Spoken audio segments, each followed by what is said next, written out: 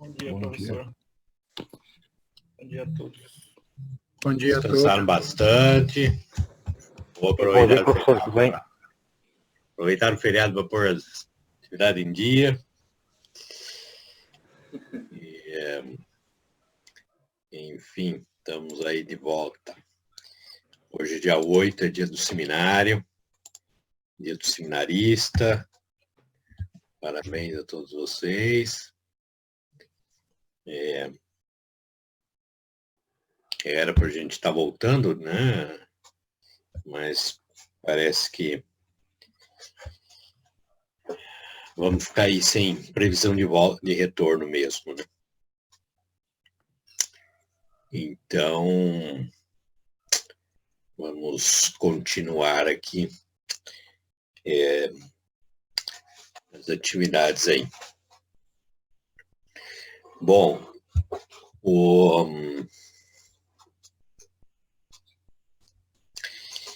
eu vou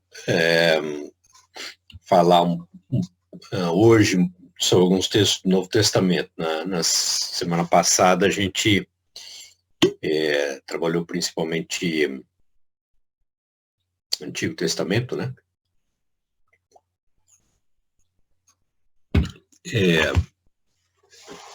Vimos ali... não, talvez até vou retomar aqueles dois textos que nós... Só relembrar o que nós já falamos sobre Salmos 117 e Amós 4, textos do Novo Testamento. E coisa que nós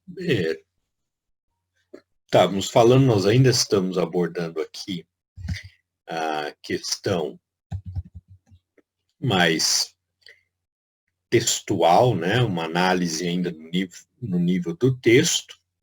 Falamos já um pouco sobre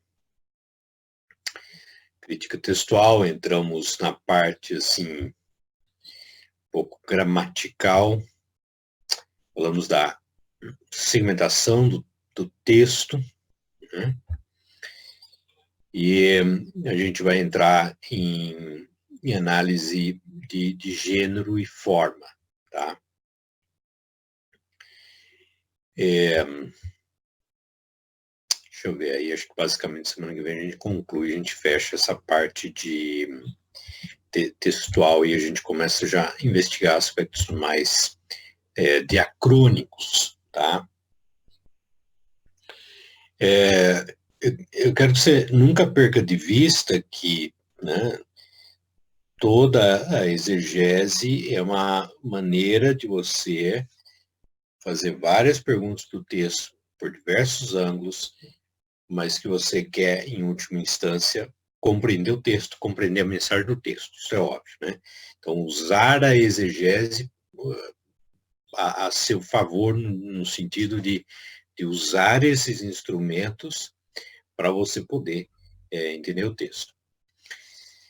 E, então, assim, antes da gente pular para conclusões, nós queremos nos debruçar no texto e olharmos a sua linguagem, a sua forma, né? Se tem aspectos poéticos e tal, né?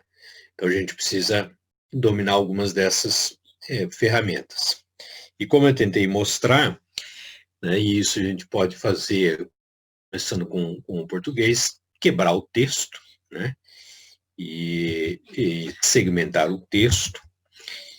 E muitas vezes, a partir dessa segmentação, você já tem um direcionamento em termos assim da estrutura do texto,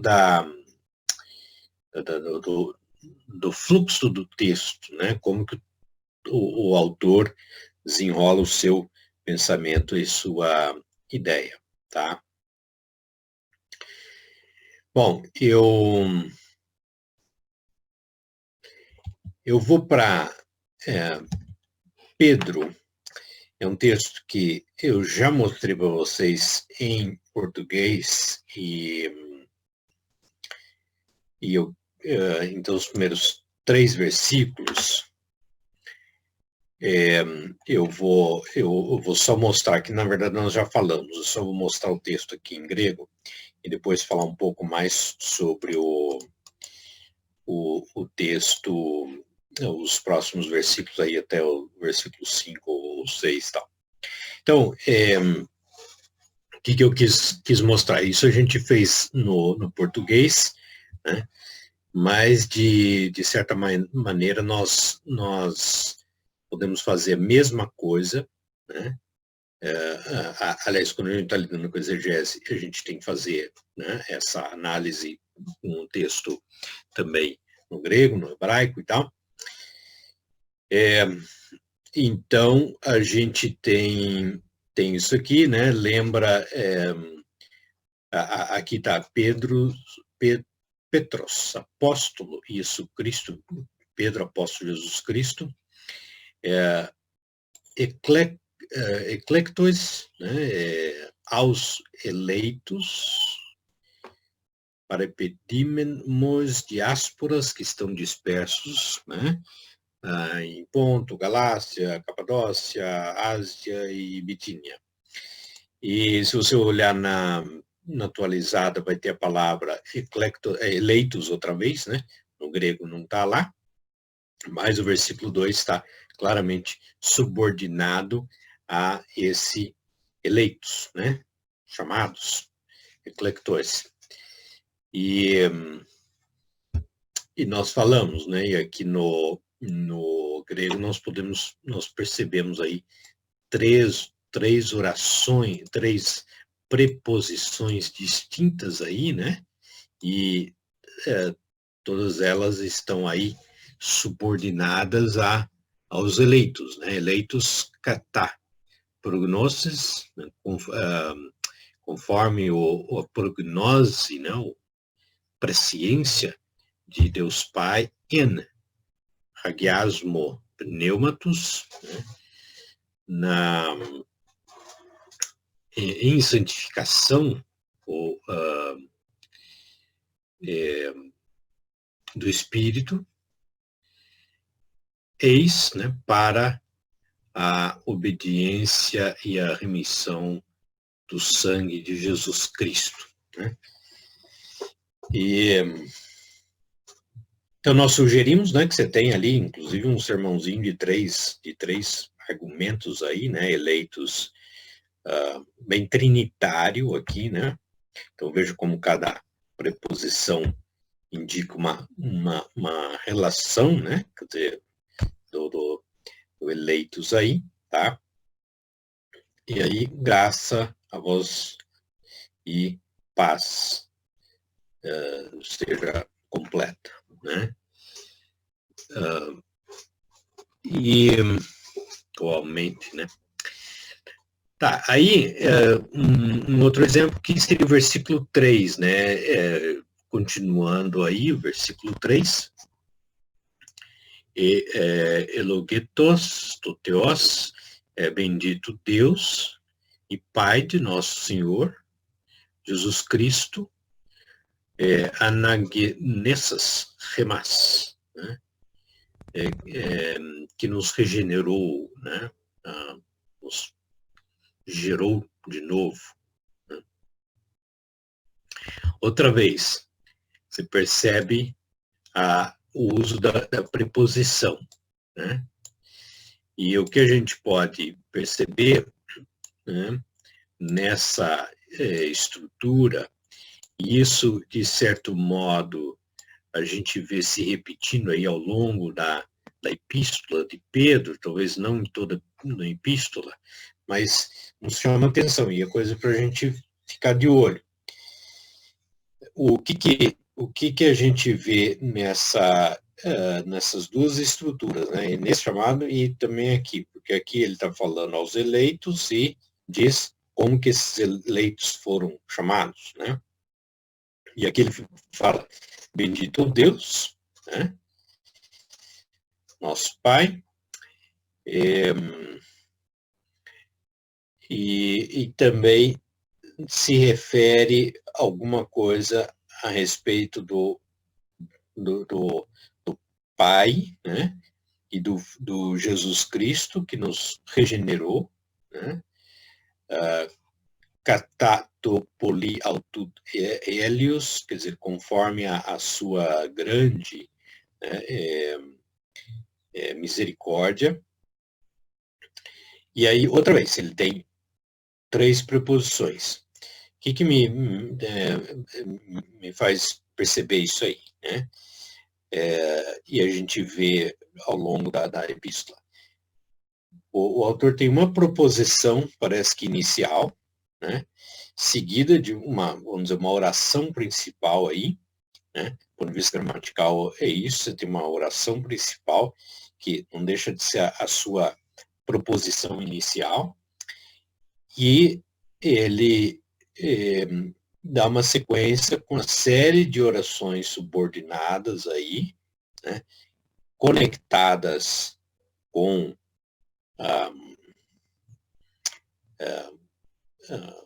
essas preposições, né? Que, de certo modo, expande, explica, justificam, né? a proposição inicial. Então, fique atento a isso.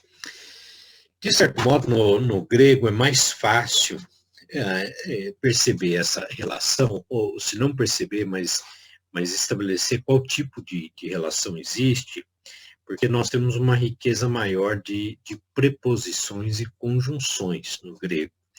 No hebraico, muitas vezes, quem faz a vez disso é a conjunção vav, só. E a conjunção vav pode ser traduzida de diversas maneiras, né? E às vezes como consequência, enfim, né? Então, num certo sentido, no hebraico, é uma estrutura gramatical mais simples, mais simplificada. Por outro lado, você tem um desafio maior em entender as relações entre as orações, né?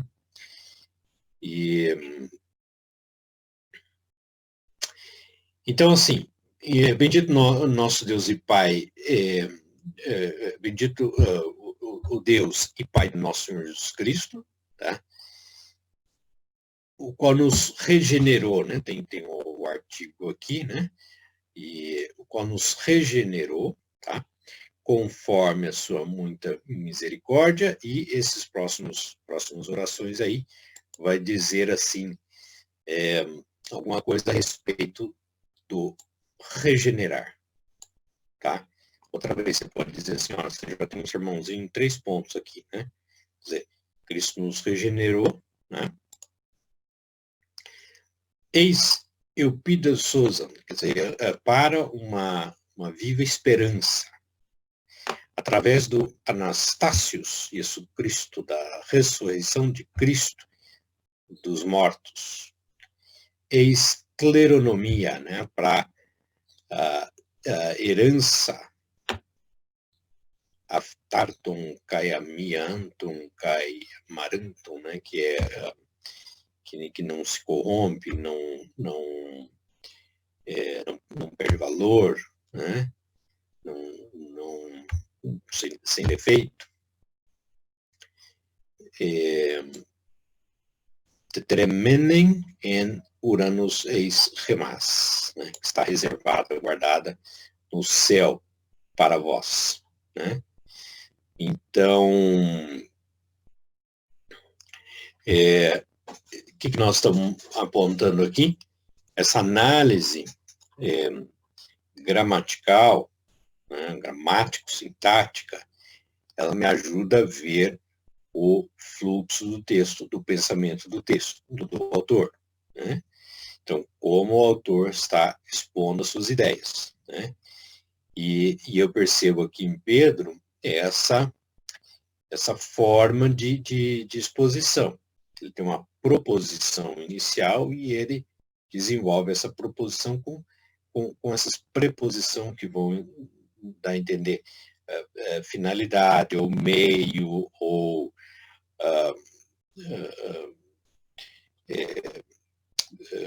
condição, ou explicação, né? E tal. Por isso que, assim, na análise que a gente faz, na exegese que a gente faz aqui, a gente dá muito mais importância para essas construções, as orações, do que a morfologia. Eu costumo falar para o aluno o seguinte, quando você for lá entregar a sua exegese para o seu presbitério e tudo mais, por mais que você for aproveitar uma exegese que você fez aqui no seminário, fica de olho, por quê? Porque quem vai ler sua exegese, né, o pastor, o presbitério e tudo mais, pode ser que ainda esteja habituado com aquela exegese que você vai fazer toda uma análise morfológica, que você pega cada palavrinha dessa aí, isso aqui é um substantivo, está no masculino, acusativo, singular, parari, parará, parará, parará, palavra por palavra. Nas nossas exegeses aqui, a gente não pede isso. Se não me engano, o Romualdo também não pede. Por quê? Porque a gente entende que, para você entender o texto, né, muito mais importante do que você entender a morfologia, né, você precisa entender os enunciados e a relação das orações umas com as outras. Tá? Por isso que a gente dá ênfase sobre isso aqui. Né? Sim, é verdade. Você, para traduzir o texto, você vai precisar, né, entender os aspectos aí morfológicos. Mas o que acontece com frequência? Você tem lá 2, 3 folhas, dependendo do texto seu, você tem lá 2, 3 páginas de uma análise morfológica, palavra por palavra, tal, não sei o quê, barari, barará. Chega no final, aquilo lá você não tira nada daquilo. Né? Ou às vezes o máximo é, porque esse verbo aqui está no auristo significa uma ação desse tipo, daquele tipo, não sei o quê, barari, barará. Né? Então, assim, para a gente entender, né, ou para a gente tirar algum valor nos aspectos mais gramáticos, gramáticos sintáticos do texto, nós precisamos olhar para as orações e ver a relação das orações umas com as outras. Como eu disse, no grego isso é um pouco mais tranquilo, por causa que nós temos uma riqueza maior de preposições e de conjunções. Né? No hebraico é mais desafiador, digamos assim, é mais fácil você fazer essa delimitação e tal, mas é mais desafiador, né? É mais uma questão de interpretação, essa relação de uma oração com a outra, tá? Mas o nosso foco é esse. Então, o que eu falo para os alunos? Tá, você vai pegar uma exegese daqui, você vai entregar lá no presbitério? Faz toda aquela análise, palavra por palavra, né?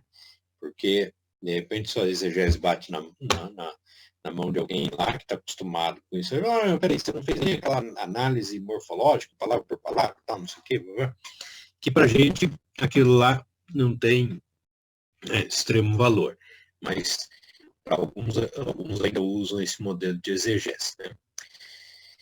Fora o que isso é uma coisa que, digamos assim, você pode fazer de uma maneira rápida, né, através desses interlineares hoje, as chaves linguísticas e tudo mais, você tem um jeito rápido de fazer isso aí. E o nosso interesse não é analisar palavra por palavra, tá bom? Esse é até um exercício interessante para você fazer a tradução. Né? Nosso interesse é você entender a relação das palavras na oração e as relações das orações. Tá? Então, olha só, eu faço essa segmentação e, como eu disse, eu posso aqui partir aí só desse versículo 3 e 4, eu posso já extrair uma breve mensagem. Claro, o texto da sequência, né?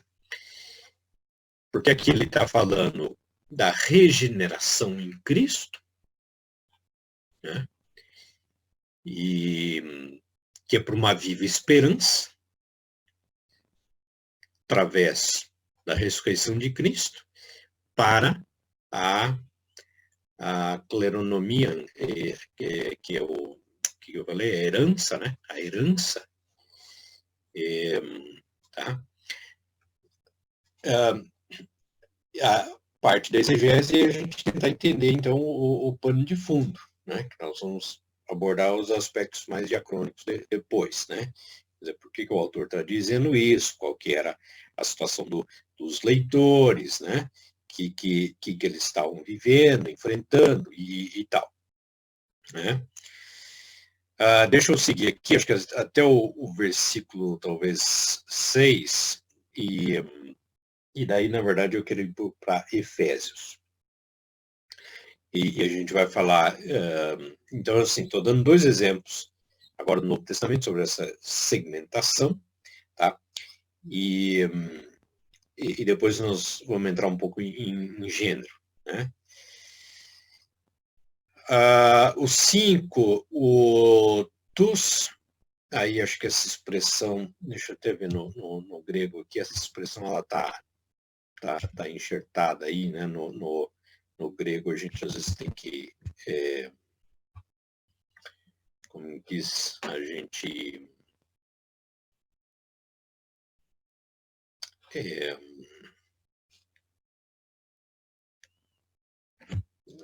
divide uma expressão aí, né? Que está no meio, né? Eu joguei para baixo aí, que sois guardados, né? En dynamite, né? Então aqui eu coloquei também, ó, segmentei e ressaltei as 3 preposições aí, né? Então sois guardados, né? Então vocês são guardados no poder de Deus, através da fé, para salvação que está para ser revelada, Apocalipse em Cairo Escaton, né, no último tempo. Aliás, olha só, né, voltando a essa ideia, né, quer dizer, ele tem uma proposição e ele estabelece, né, três relações aí, no poder de Deus, pela fé, para a salvação, que está para ser, talvez isso aqui seria uma oração aí, uma outra oração, né, de quebrar talvez aqui numa outra oração, tem um verbo aqui, né,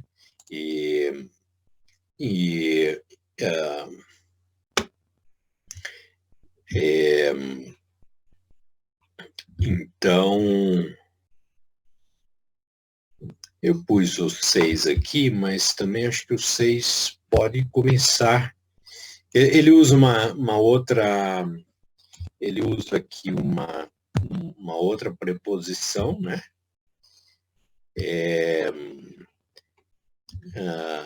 En ho agaliaste, agaliaste, nisso vocês se alegram, né?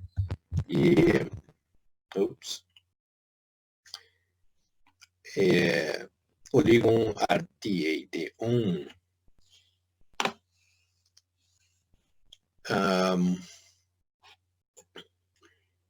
Embora, deixa eu ver aqui, eu acho que não fiz essa, agora que estou vendo, acho que eu não fiz essa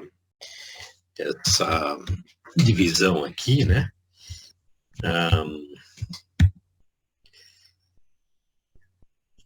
Cadê minha divisão aqui?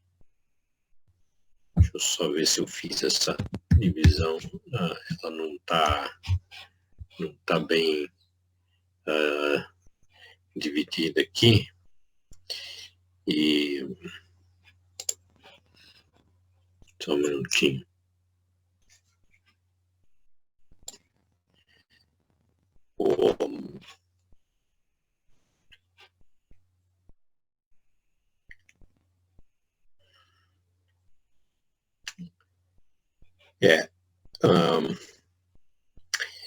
Isso vocês, deixa eu mostrar para vocês aqui a divisão como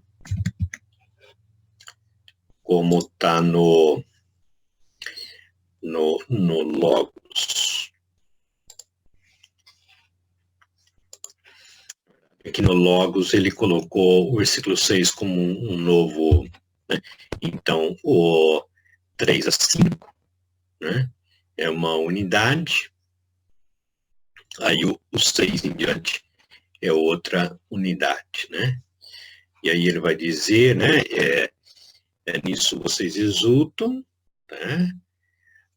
Oligum arti, né, por um breve tempo, aqui se tem uma conjunção si, né, deum esti, né, se for necessário, lipetentes, ser afligidos, tá? E aqui, preposição outra vez, né? Por muitas tribulações, né? Bom, na verdade é o seguinte, eu não vou continuar aqui no versículo 6, né? Mas justamente porque o 6 aqui é uma quebra numa outra unidade. Eu queria, na verdade, enfatizar esses versículos iniciais, como que através da análise das orações, você segmentar as orações, você entende o fluxo do texto, né? Você tem uma pequena unidade aqui, o versículo 3, 5, que fala da regeneração de Jesus, a regeneração que Jesus, né, realizou em nosso favor, né, para a viva esperança, para através da ressurreição de Cristo, para a herança que está guardada, né, e para a salvação, né? Reverendo, Sim. a área divide diferente, né? Ela coloca do 3 ao 9 esse bloco, né? Sim, exatamente. Tem Isso um porquê? que... Sim, não. Oi? Tem um porquê? Então, isso que envolve a questão da delimitação da perícope, muitas vezes você vê que há uma diferença aí, né, no entendimento quando que um texto termina, quando que o texto começa, né? Então, quais são alguns critérios? Às vezes são critérios gramáticos sintáticos, né? Critérios, como é que diz, critérios retóricos, mudança de sujeito e tal, né? Então, pensando na verdade, na área, talvez o grande questão que está em jogo é a questão do gênero literário, né? Porque considera tudo isso um hino aí, né, de ação de graças, né? Por exemplo, nessa divisão que eu acabei de mostrar para vocês aqui do Logos, ele já entende isso de uma maneira diferente. Eu estou vendo aqui no texto grego, pelo menos o eletrônico que eu tenho aqui, ele está indicando do 3 até o 12 como uma unidade aí. Não sei como é que está no texto impresso, né? Na área tem outra divisão, né? Do 10 ao... E aí depois do 13 ao 21. Isso. Deixa eu ver no texto impresso aqui.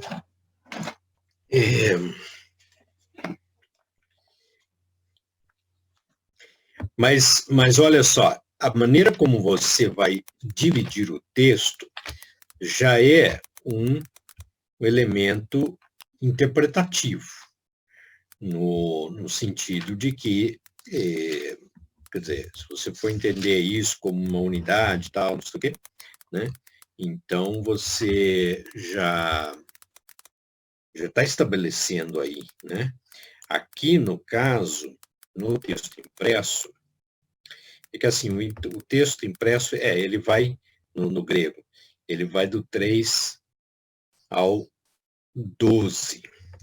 Mas ele vai mostrar entre alguns versículos um espaço maior, né? Então, por exemplo, entre os 5 e 6 você tem um espaçamento maior. Depois, entre o 7 e o 8, um espaçamento maior, né? Que indica aí uma, não exatamente uma nova película, mas uma quebra aí no pensamento, né? De certo modo, o versículo 6 continua, né? Mas nisso exultais, embora no presente por breve tempo, se necessário, sejais contristados por várias provações, quer dizer, isso aí indica que ele está se referindo ao tempo presente, né? Diferente da ação de graças, né? Bendito Deus e Pai do nosso Senhor Jesus Cristo, quer dizer, os versículos 3 a 5 foca na obra de Deus, através de Jesus Cristo, né? E o versículo 6 em diante seria a atitude do crente, né? Diante das circunstâncias atuais. Então, esse seria um argumento para quebrar, né? Mas realmente aqui na Ara, ele sugere tudo isso até o versículo, a NVI também, né? Até o versículo 12, né? A NVI, ou até o 9, não, até o 12 ele considera esse louvor a Deus, né? Mas tem um quebra de parágrafo no 9 e 10, entre o 9 e 10, né? Então tudo isso faz parte da discussão sobre como é que diz, a delimitação do texto, né? Delimitação da perícope, tá? Deixa eu ver.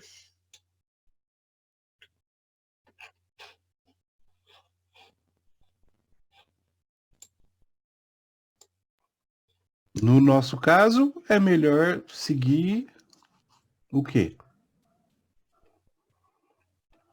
A tradução original para as nossas exegeses. O que é possível fazer é, assim, seguir o texto grego, ou hebraico, no caso, né? E justamente quando você tem essa divisão, quando há uma divisão assim entre as edições da Bíblia, convém comentar, ou pelo menos dialogar com as edições da Bíblia, né? Deixa eu ver se eu consigo puxar um negócio aqui.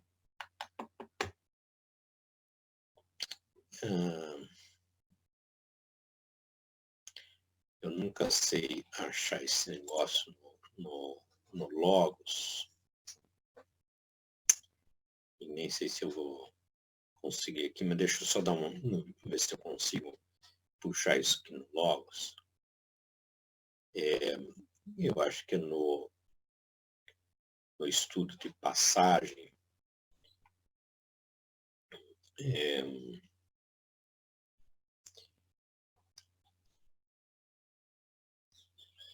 Só um minutinho.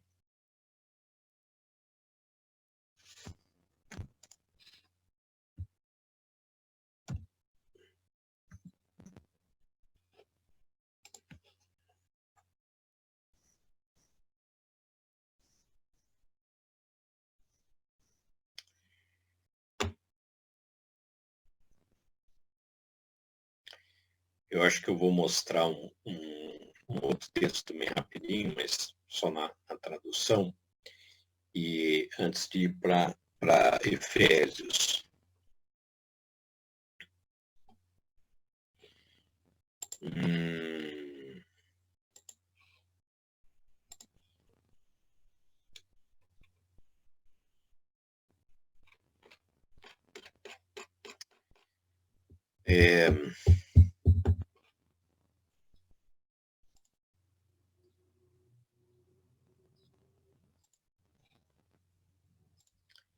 Deixa eu ver se eu lembro onde que eu acho esse troço.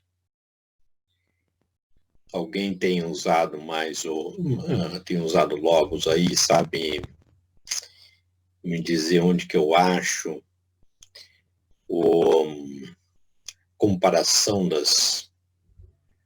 divisão das perícopes? Eu nem lembro como é que chama isso.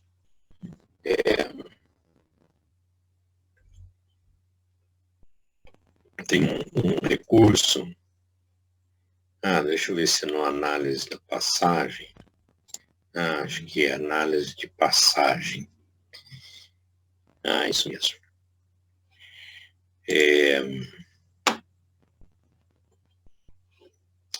Ele tem um recurso aqui. Vocês estão vendo aí no Logos, não? Está aparecendo Logos para vocês aí? Sim, é verdade. Tá, mas peraí, mas acho que não é a tela que eu quero. Eu estou com uma outra tela aberta aqui. No Logos. Deixa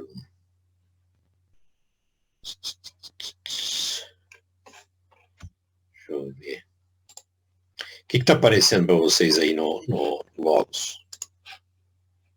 Tá a análise de passagem aí, onde embaixo tem comparações de perícopes, Tá. de palavras. Joia. Então é isso aqui. Então, por exemplo, ele tem esse recurso aqui, que é a análise de palavras. Você pode adicionar aqui outros. Esses são os recursos aí que eles têm disponível, que estão com essas divisões aqui, né? Estou achando estranho porque tem um recurso que às vezes tem mais edições, pode pôr um monte de edição da Bíblia aí, mas aqui ele está indicando só algumas. Então, por exemplo, você pega aqui, para você ver como há uma variação aí, né? Eu só não sei como acrescentar outras edições aí, porque eu não estou vendo. Você tem o Cânon de Eusébio, mas você não tem outras edições aí, mas você pega aqui primeiro Pedro. Então, nova tradução na linguagem de hoje vai do 3 até o 12. A ESV americana também, a NVI, NRSV. Então, quer dizer, não há grandes divergências, né? Mas há um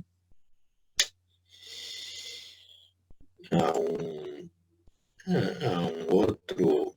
Não é que. Enfim, eu achava que dava para acrescentar outras edições da Bíblia aí. Ou senão eles modificaram esse recurso aí. Bom, nesse caso em particular, você não vê grandes divergências em termos das divisões aqui, né? Digamos assim, as edições, elas concordam, né? Claro, tem outros momentos que não, né? Você vê aqui, né?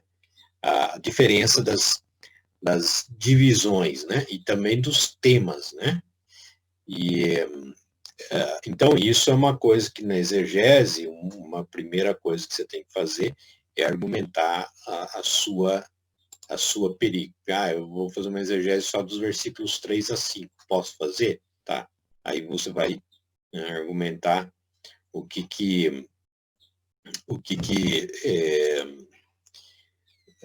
digamos assim, como que eu posso justificar que aqueles 3 versículos são uma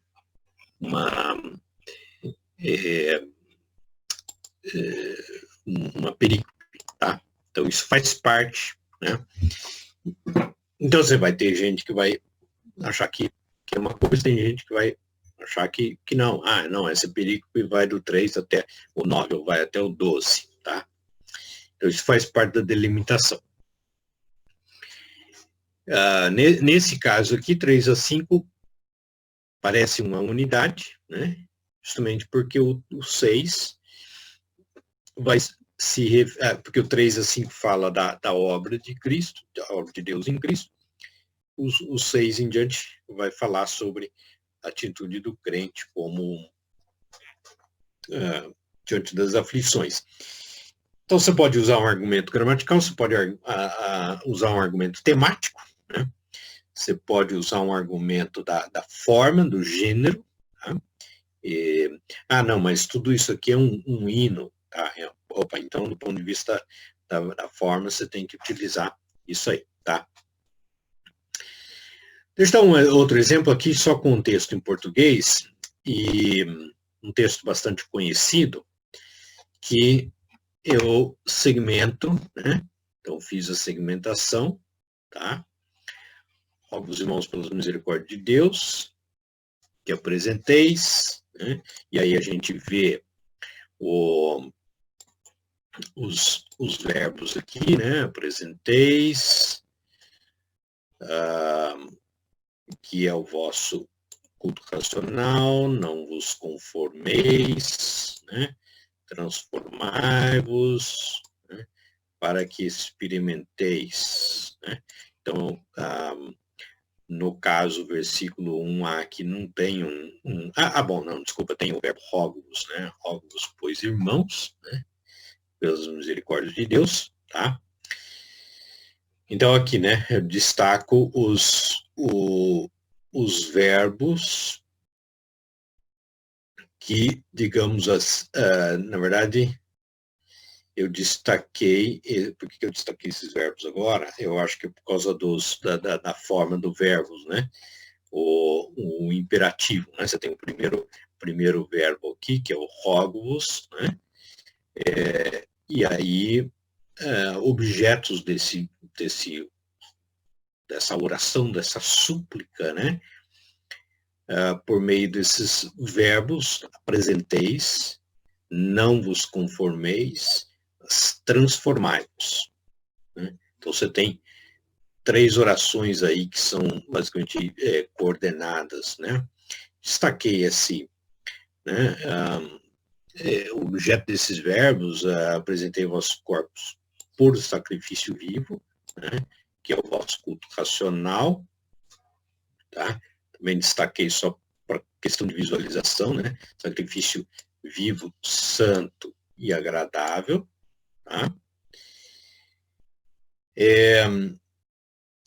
Então, na verdade, assim, eu estou usando um critério sintático aqui, né?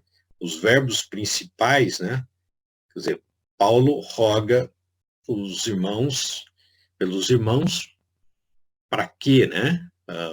Para que eles apresentem o vosso corpo, para que eles não se conformem, mas transformem. Então, você vai pregar sobre esse texto, as ideias principais do texto são essas aqui, né? Apresentar o vosso corpo, não conformar com esse século, mas transformar-vos. Para quê? E aqui você tem uma expressão de finalidade, né? Para que experimenteis a boa, agradável e perfeita vontade de Deus, né? Então, isso aí é uma maneira simples de você quebrar um texto e você já tem, digamos assim, os argumentos principais do texto, as ideias principais do texto, né? Então, uma mensagem sobre esse texto tem, de alguma maneira, abordar esses 3 pontos, que é objeto da súplica de Paulo e digamos assim, a exortação de Paulo ao povo, né? Então, você pode até, de repente, dizer, mas a ideia do 2A e do 2B é uma só, né? Uma antítese, quer dizer, não vos conformeis, mas transformai-vos. Tá? Você pode até, de repente, englobar essas 2 ideias, né?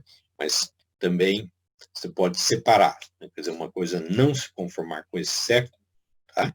Então, digamos assim, um distanciamento, né? Digamos assim, desse século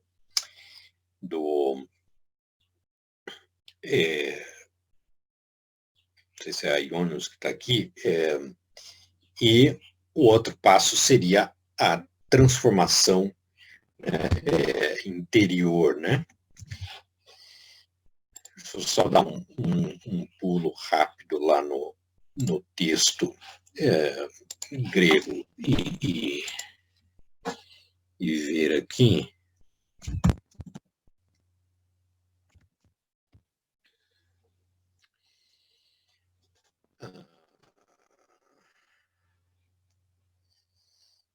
Não sistematizeste, né? Não entra no esquema, né? Não se esquematize, não se esquematize, né? Ton aionion tudo, né? Esse século seria, né, essa, digamos assim, esse sistema, essa ordem, né? Do mundo presente. Deixa eu ver como que o Logos dividiu esse texto aqui, né? Então,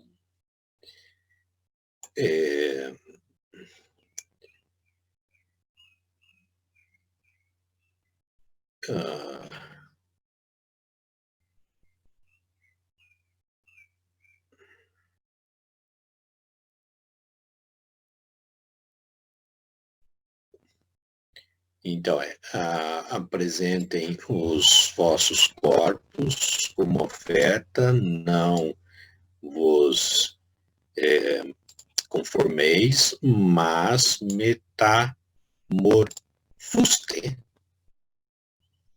tenakainosentus, né?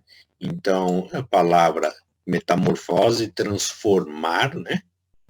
Mas não uma transformação exterior, uma transformação interior, né? Pela mente, tá? Bom, enfim, né? São alguns exemplos que eu estou dando de uma segmentação e como que isso já encaminha, né, para um entendimento do texto. Deixa eu ver, eu vou falar sobre Efésios. Efésios já é uma questão, já envolve algumas questões interpretativas, mas eu acho que vale a pena a gente dar uma olhada para fins de ilustração aqui. Vamos lá para Efésios. Efésios capítulo 4, especialmente o 12, que eu estou interessado aqui.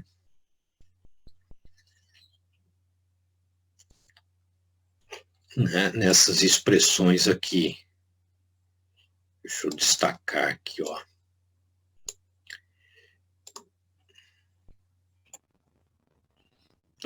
Essa aqui também.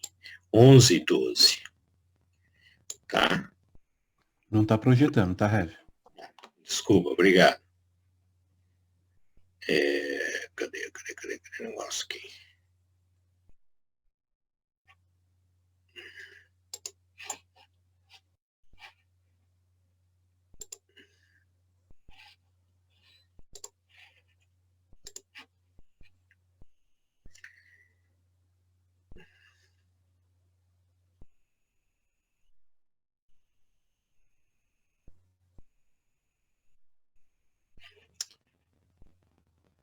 Peraí.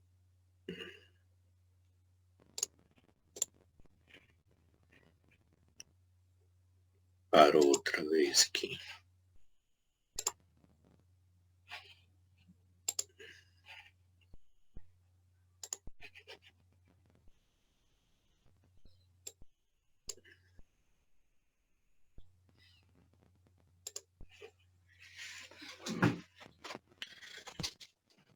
Estão vendo aí? Texto grego? Sim. Tá. Versículo 11. Aqui a gente já entra um pouco numa questão interpretativa e por isso e isso reforça a ideia de que nós temos que analisar a relação das orações umas com as outras. Tá, tem certas horas que o texto grego ou hebraico não vai nos fornecer um argumento objetivo. É assim que devemos entender, né? E isso explica, em parte, por que há diferenças nas edições bíblicas em alguns versículos, tá? E como eu vou mostrar aqui, né, até essa análise que se faz, né, no próprio Logos, né, você tem duas ou mais análises desse tipo, recursos aí com esse tipo de análise, há muitas vezes uma variação aí, né, na maneira como entender. Esse texto aqui, versículo 11, diz que e ele, Edoken, deu tusmen apóstolos, né?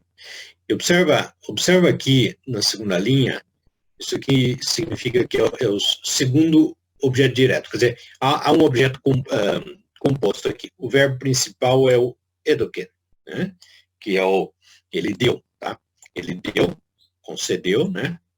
Tusmen apóstolos, alguns para apóstolos, aí você tem tus de, né? Então, outros alguns para profetas, evangelistas, tus depoimenes, cai didáscalos. Tá? Na verdade, aqui a gente já tem uma questão interpretativa, tá? Presta atenção nessa última frase e aqui nessa análise aqui, ou nessa distribuição, ele considera toda essa expressão uma só locução em termos de objeto direto, né? Então ele identifica aí 4 objetos: apóstolos, profetas, evangelistas e pastores e mestres. E não 5, tá? Se fosse 5, seriam apóstolos, profetas, evangelistas, pastores, e o 5º seria mestres. Então, uma questão interpretativa nesse texto é como que nós vamos entender essa expressão aqui, porque vê que ele está usando tus men, tá? Aí ele usa tus de, aí tus de outra vez, tá?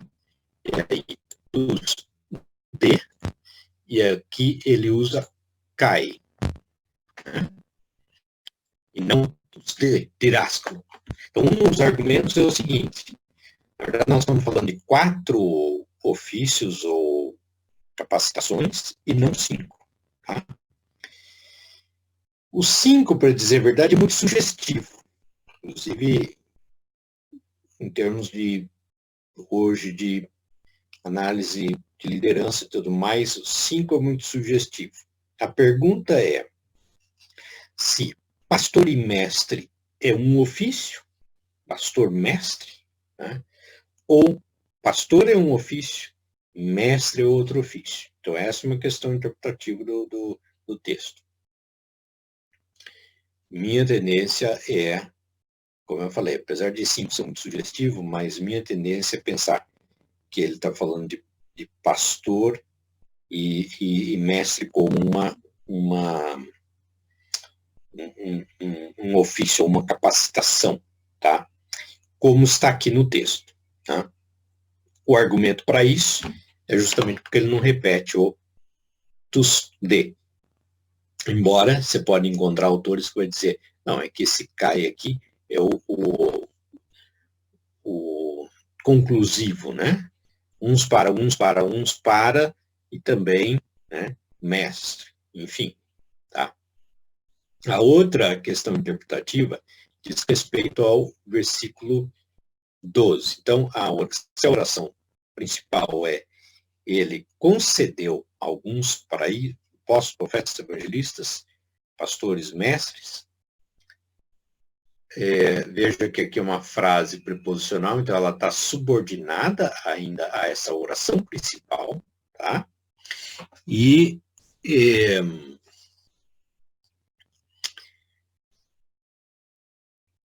aqui vai dizer, digamos assim, para quê? Para finalidade, né? Objetivo. Então ele usa uma preposição pros, né? Para a edificação, né? Traduzido aí, aperfeiçoamento dos santos, eis ergon, eis oikodomen, né? Então, aí ele usa duas outras preposições, né? Para a obra do ministério, do serviço diaconias, né? Para, aqui é a palavra edificação, né? Oikodomen, para a edificação do corpo de Cristo, do soma do Cristo, né? Aí até que todos alcancemos, né,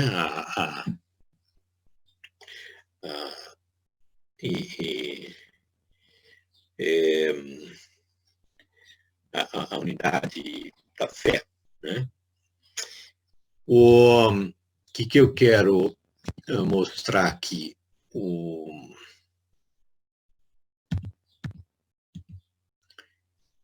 Eu tenho um outro esquema aqui que está aberto aqui, só um minutinho. Deixa eu...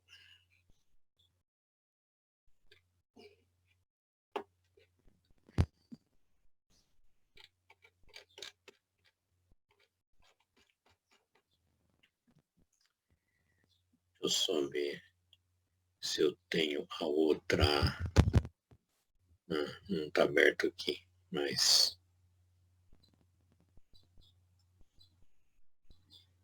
tem a outra...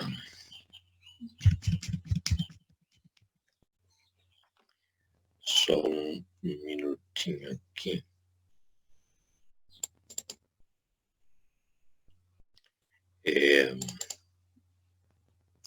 Eu quero explicar um pouco qual que é a diferença, né, de você ler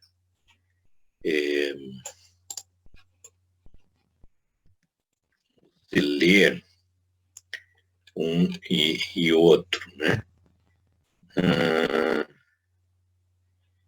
Aqui, o que eu tenho?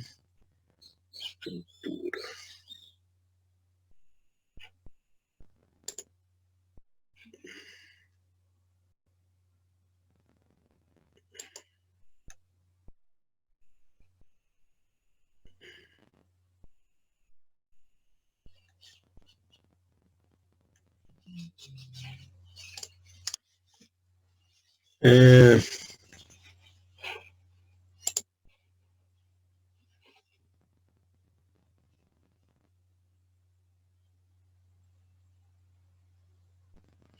Tá, deixa eu tentar mostrar isso aqui e ver se faz sentido aqui.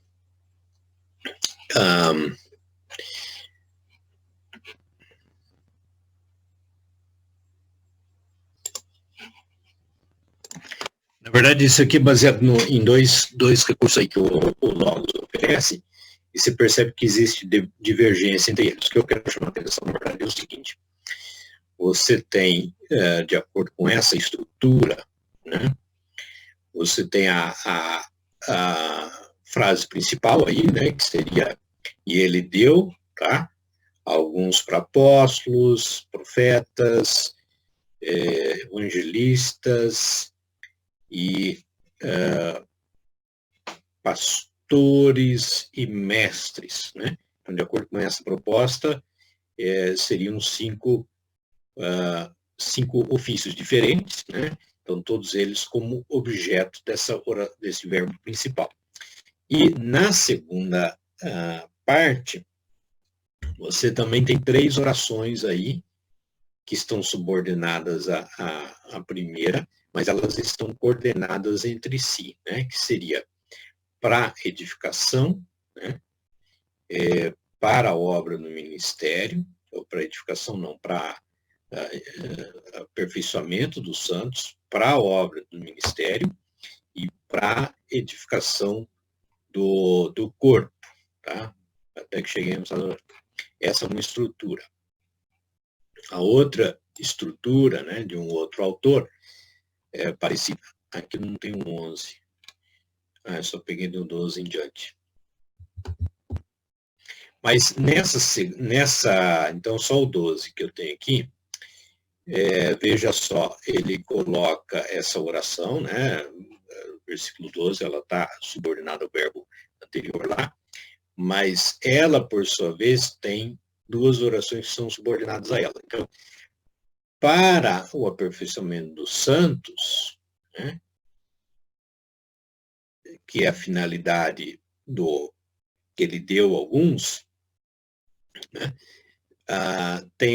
tem duas ideias subordinadas a ela, para o ministério e para a edificação.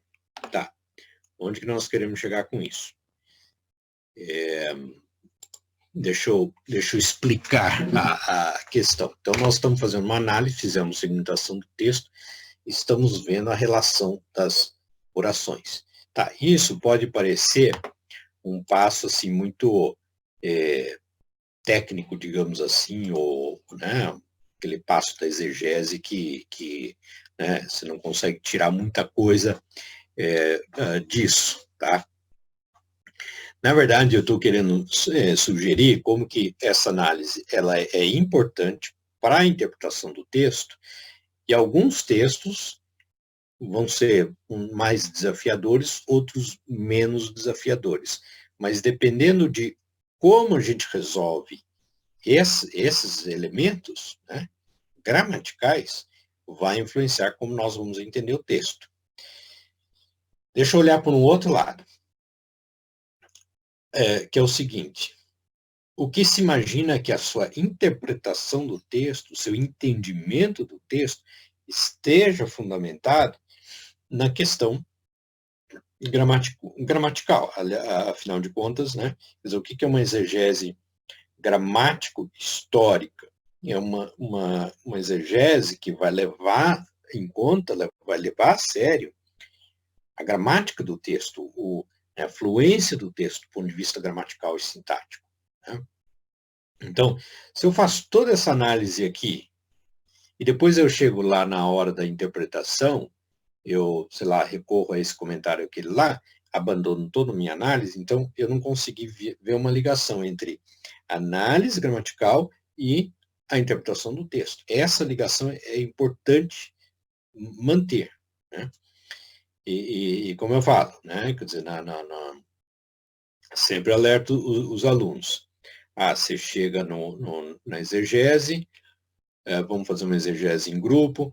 Você faz a parte da tradução, a parte gramático-sintática, sei lá, textual, eu faço a parte histórica, e ele faz a parte da aplicação e tudo mais. Beleza, sem problema.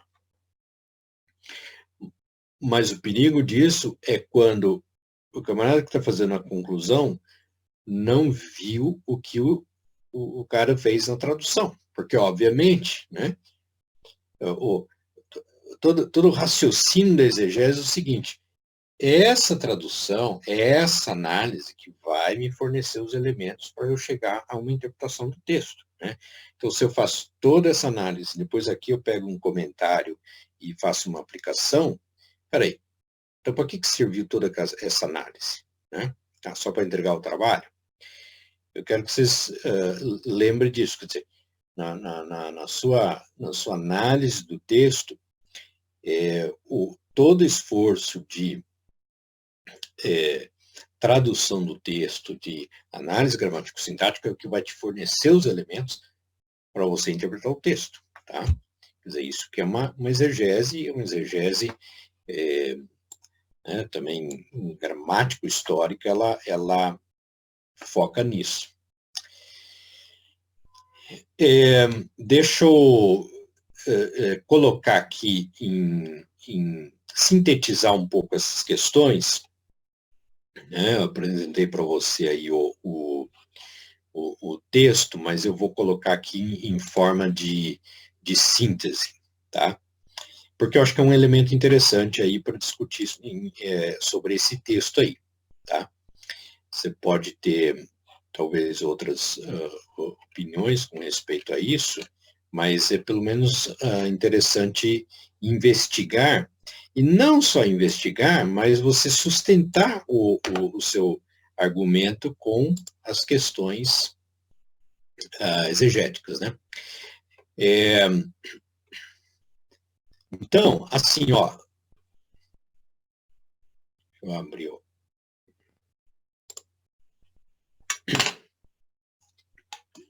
Apareceu para você aí a apresentação no PowerPoint?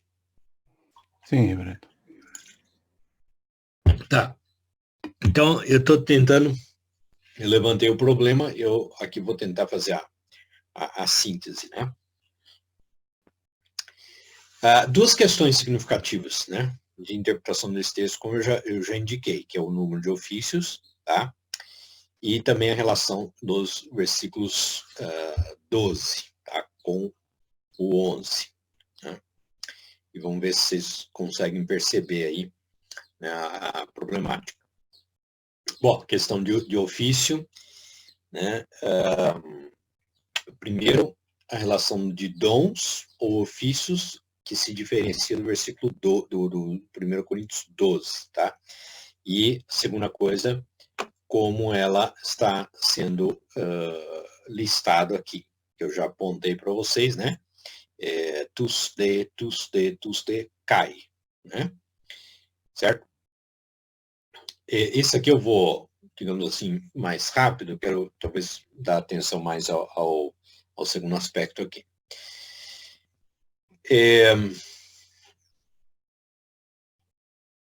Tá, não, eu nem acho que nem, ou será que eu vou, tá, não, então deixa eu ver. Então, um aspecto é esse, né, o número de ofícios, o segundo aspecto é a finalidade dos ofícios, tá? Entender a finalidade desses ofícios. Então, para que Jesus deu, né, alguns para apóstolos, profetas, evangelistas, pastores e mestres, tá? E a resposta para isso é a maneira como a gente vai interpretar o versículo 12. Tá? Em termos de ofícios, né? Então, são 4 ou 5. O Coríntios vai falar de apóstolos, profetas e mestres. Tá? Efésios 4:11 fala apóstolos, profetas, evangelistas, pastores e mestres. Tá? É possível que a gente pode dizer, nessa época não eram ofícios exatamente, mas Paulo estava falando mais de dons do que ofícios, então ele menciona, mas ele não quis dar uma lista exaustiva, nem em Efésios, nem em Coríntios, enfim, tá? A gente vê evangelistas citados também em Atos, Timóteo, e aparentemente como auxiliares de apóstolos. E um autor, Salmon, que argumenta que eles tinham o dom do Espírito, mas eles não podiam impetrar o Espírito, tá? Então, não vou me aprofundar nessas questões. Sobre a ideia de pastor e mestre. Esse mesmo autor diz que o apóstolo, profetas e evangelistas eram ofícios ou cargos itinerantes, enquanto que pastores e mestres, eles estavam mais ligados a uma igreja específica, tá? Então, isso aí já é mais um aprofundamento do aspecto histórico da formação das comunidades, como que eram feitas, como eram compostas as comunidades, tal, não sei o quê. Então, a repetição dessa expressão tu, de, né, e alguns apóstolos, profetas, evangelistas e pastores, e a ausência do termo em mestres, né, que sugere que o último ofício é um único, né, nesse caso um pastor-mestre. Tá?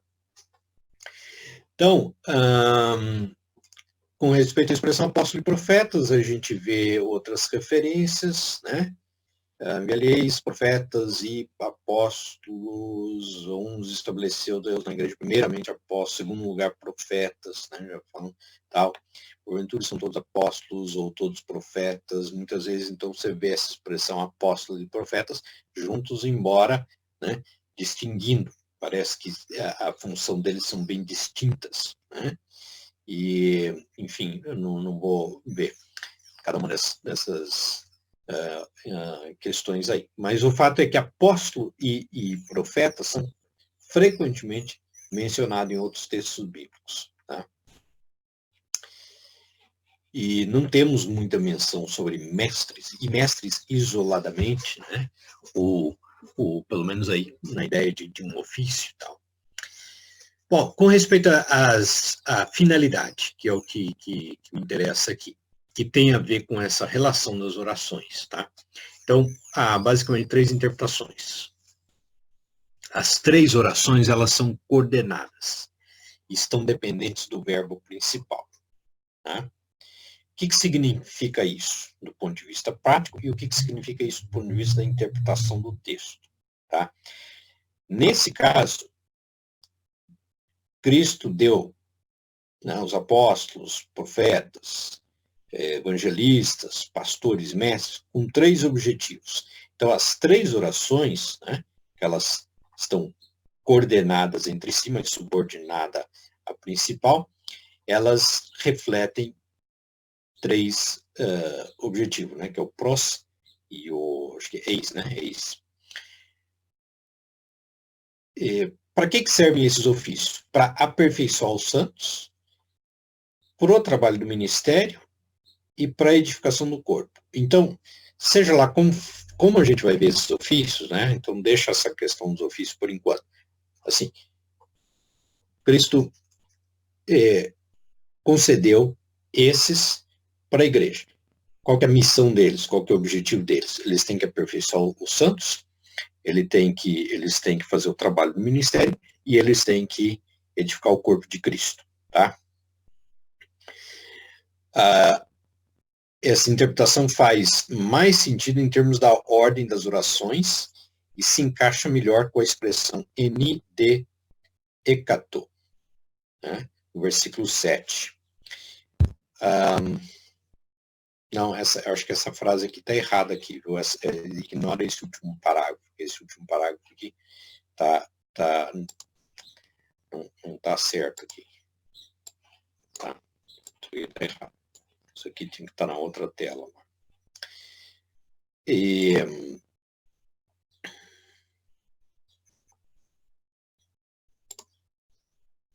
Então seria isso aqui, ó. Ele concedeu, que é o verbo principal, tá?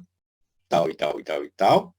Independente de como que a gente vai ver essa relação, o que eu estou focando agora é o seguinte, é nessas 3 orações. Elas estão aqui, né? Elas estão aqui subordinadas. Deixa eu ver se eu pus. Não. Elas estão aqui, né, subordinadas a esse verbo principal. O Cristo concedeu esses aqui para isso e para isso.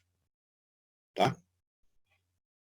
Então, se você é pastor, a sua função é aperfeiçoar os santos, desenvolver o seu ministério, o trabalho do ministério, e edificar o corpo de Cristo. Outro modo de pensar. As orações são coordenadas e dependentes. O versículo 12, B e C são coordenadas e dependentes do versículo 11a. Elas expressam o objetivo imediato, enquanto 12a é o objetivo final. Tá? Então, nesse caso, Cristo deu apóstolos, tendo em vista o aperfeiçoamento dos santos, para o trabalho do ministério e edificação do corpo. Né?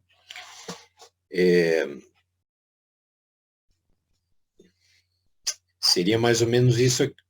Não, peraí.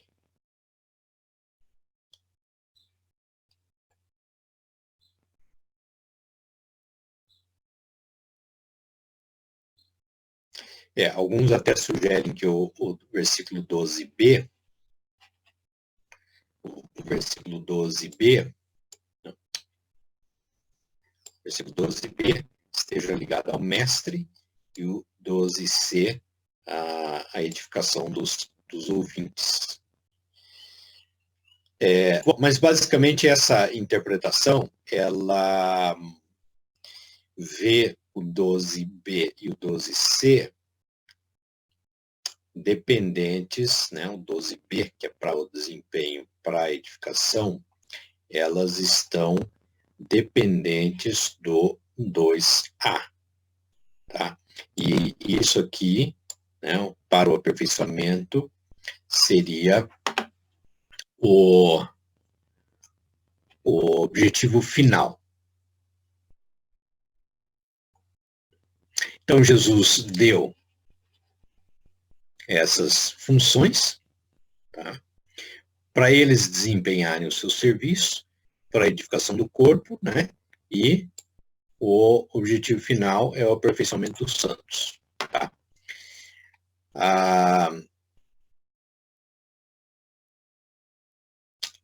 A outra maneira é entender que elas são 3 orações dependentes do versículo 11a, subordinadas, porém sucessivas ou consecutivas. Tá? Então, nesse caso, o objetivo final é a última oração, 12c. Tá? Então, seria assim. Ele concedeu e tal, com vistas ao aperfeiçoamento dos santos, para o desempenho do seu serviço, para a edificação do corpo. Então, o objetivo final, né, o objetivo final, né, é a edificação do corpo. Né? Parece que as edições vão usar essa interpretação.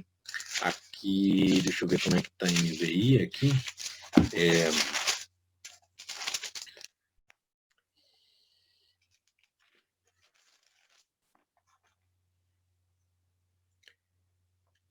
Com o fim de preparar os santos para a obra do ministério, vírgula, para que o corpo de Cristo seja edificado. Esse é a NVI.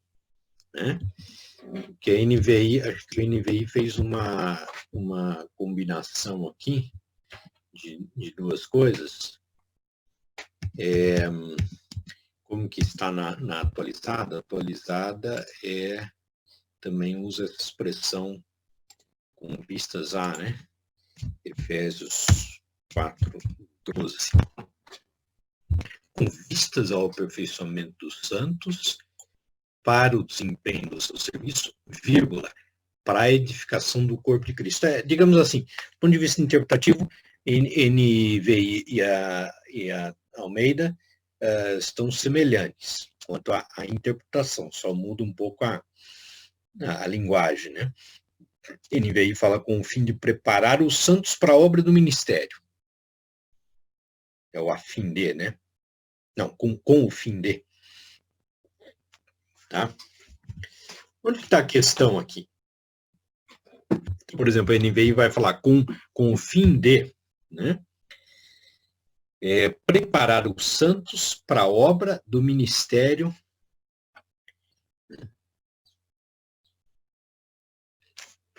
A pergunta é o seguinte: quem que faz a obra do ministério? Como está aqui na NVI, aqui, o desempenho do seu serviço. Aliás, aqui eu coloquei duas vírgulas aqui, né? A pergunta que a gente faz é o seguinte: quem que faz a obra do ministério? Então, veja se você consegue perceber a questão que está em jogo aqui do ponto de vista prático. Então, imagine o seguinte. Tá. Cristo colocou esses ofícios ou esses dons na igreja. Tá? Se você usar a primeira alternativa, primeira interpretação, o seu trabalho como pastor, né, pastor mestre, enfim, seja lá como for, vai ser aperfeiçoar os santos. 2, fazer a obra do ministério. 3, edificar o corpo de Cristo. Tá? Isso é a sua função. O ministério está centralizado todo em você. Tá? Se você seguir, eu acho que tanto a interpretação 2 ou 3 dá margem para isso. Né? Quer dizer, a diferença entre a 2 e o 3 é que a 2 coloca o alvo final é o aperfeiçoamento dos santos. E a 3 coloca como alvo final a edificação do corpo de Cristo. Tá? Então, se você, mas olha para essa, ou como está na NVI, na Almeida, né? Qual que é a função sua como pastor mestre? Vou usar a expressão pastor mestre. É aperfeiçoar os santos. Para quê? Para que os santos desempenhem o seu serviço, ou façam a obra do ministério. Né? Como é que está aqui? a obra do ministério, isso, para a obra do ministério. Então, qual que é o seu papel? O seu papel é capacitar os santos para que eles façam a obra do ministério, né, dentro do corpo de Cristo. Para a edificação do corpo de Cristo. Então, a edificação do corpo de Cristo seria o objetivo final, né? E então essa que é a questão interpretativa, que implica numa questão gramatical de como a gente vai entender a relação de uma oração com outra. Tá? Vamos pro grego, o grego resolve. Mas como eu acabei de mostrar para você, você tem divergência de ideias até nessa questão gramatical. Né? Então, esse é um passo também interpretativo, não é só uma coisa de definir, isso aqui é uma preposição tal, tem esse sentido, ou esse é um verbo tal, tem esse sentido, não sei o quê. Quer dizer, você tem um elemento de interpretação de como entender a relação de uma oração com outra. Tá. Às vezes a gente não consegue perceber nos detalhes, especialmente se a gente está lidando aí com grego, com hebraico e tudo mais. Mas se você vai para uma versão bíblica e você compara uma com a outra, e às vezes você vê uma divergência, então aí é hora de perguntar, mas por que essa diferença? Tá? Então, assim, às vezes a partir de uma diferença nas traduções é que chama sua atenção, né? Chama sua atenção para isso, né? Por exemplo, semana passada, eu estava lendo o Salmo 29. Estava lendo na NVI. E logo percebi, e me chamou a atenção, e era minha leitura pessoal particular, né? Mas a partir daí eu fui investigar enfim. Mas a NVI tem lá: atribuam ao Senhor, ó seres celestiais. Ela tem uma nota de rodapé, né? Que diz, ou filhos de Deus, ou ainda poderosos, né? Aí eu já perguntei, opa, peraí. Temos aqui Elohim, né? Bnei Elohim, né? E atualizado está lá, né? Filhos de Deus. Pergunta é um convite de louvor para que os filhos de Deus, ou seja, os santos, né, a comunidade, louve a Deus, ou é um convite para que os seres celestiais ou as divindades louvem a Deus? Né? Foi por hebraico. Ali não é Bnei Elohim, é Bnei Elim. Né? Enfim, aí eu podemos falar outra hora sobre isso aí, mas é a partir de às vezes da leitura no português e a comparação das versões é que você vai pensar, mas peraí, qual que é a melhor tradução, né, aqui, né? E dependendo de como você vai traduzir, ou como você vai entender as relações gramaticais, você vai entender o texto de uma maneira ou de outra, você vai interpretar o texto de uma maneira ou de outra, tá? O que eu estou querendo chamar a atenção é que é o seguinte, embora isso seja aquele passo na exegese, que às vezes é um passo mais desafiador, porque envolve, né, trabalhar com grego, com hebraico e assim por diante, quero chamar a atenção de vocês para o fato de que isso é um elemento importante na sua interpretação do texto. Tá? Aliás, eu deveria até recorrer aqui não está comigo aqui, mas né, a confissão de fé diz isso para a gente, que o original, né, grego-hebraico, é o tribunal para onde a gente tem que recorrer. Depois você tem que ver a linguagem que está lá, mas o tribunal para onde a gente tem que recorrer nas questões, né, de divergência e tudo mais. Né? No fim, a gente não falou sobre o gênero, deixar para falar sobre gênero, eu queria fechar um pouco essa questão aí, mas aí a gente fala mais sobre gênero, tá? Para a gente fazer toda essa análise, a gente depende de recursos aí hoje. Felizmente, nós temos ótimos recursos aí em português que exploram essa análise aí, como é que chama essa análise mais gramático-sintática, né? Para o Antigo Testamento tem os fundamentos da exegese do Antigo Testamento, o Carlos Oswaldo Pinto, e ele não explica tantos conceitos, mas tem os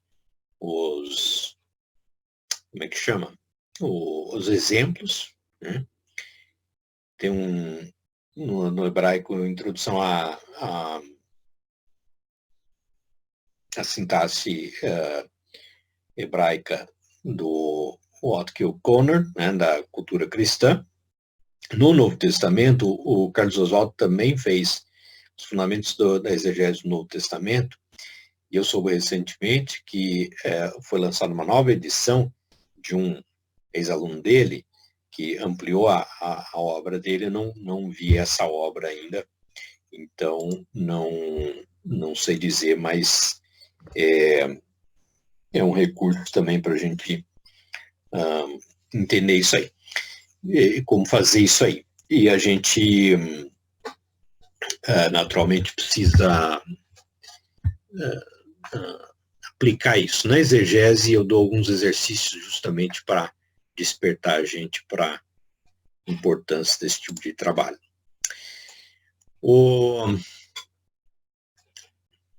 Bom, essa foi uma tentativa de mostrar, né, assim, a importância dessa análise, e já é um processo de interpretação que vai te fornecer os elementos de como você vai interpretar o texto. Eu digo assim, que na exegese você tem que problematizar, né? Então, se você vai fazer uma exegese desse texto aqui, qual que é a problemática interpretativa, ou teológica, ou literária, enfim, você pode ter algum problema, digamos assim, que você tenha que resolver, né, na sua exegese, tá?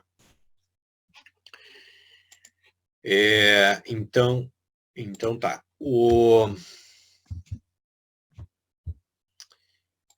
Vamos ver lá quem que está aqui.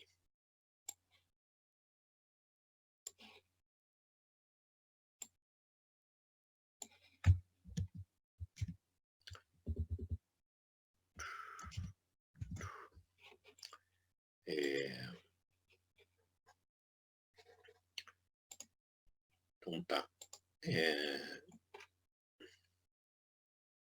Abel, tá aí.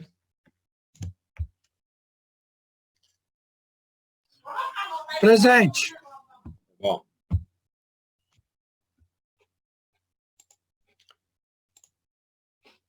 Cadê? Por que eu não... Anderson.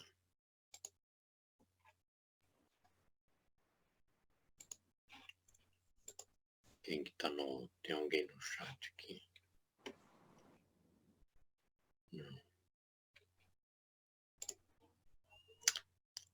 Não. Anderson tá aí, não?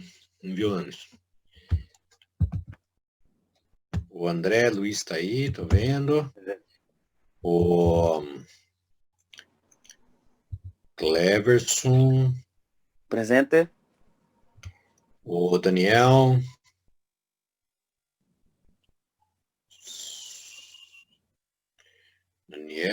Danilo. Presente. Tá. O David. Eu, presente. Tá. O Eduardo. Erasmo. Presente, reverendo. O Erasmo tá aí.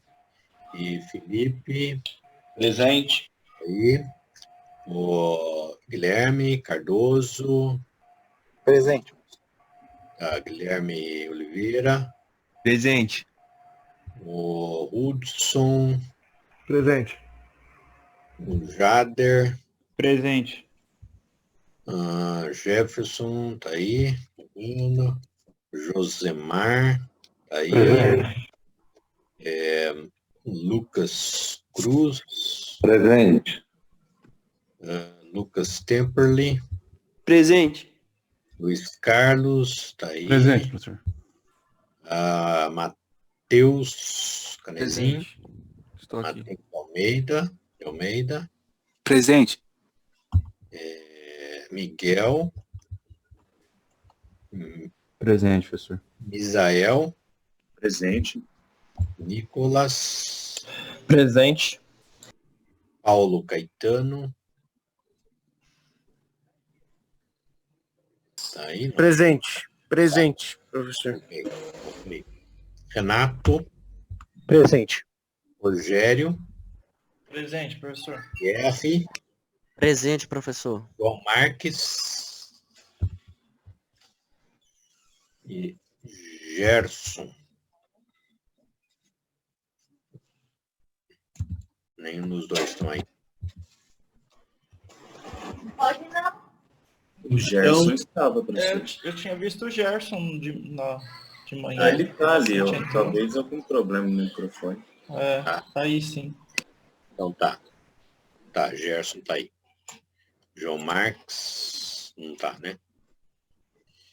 Então,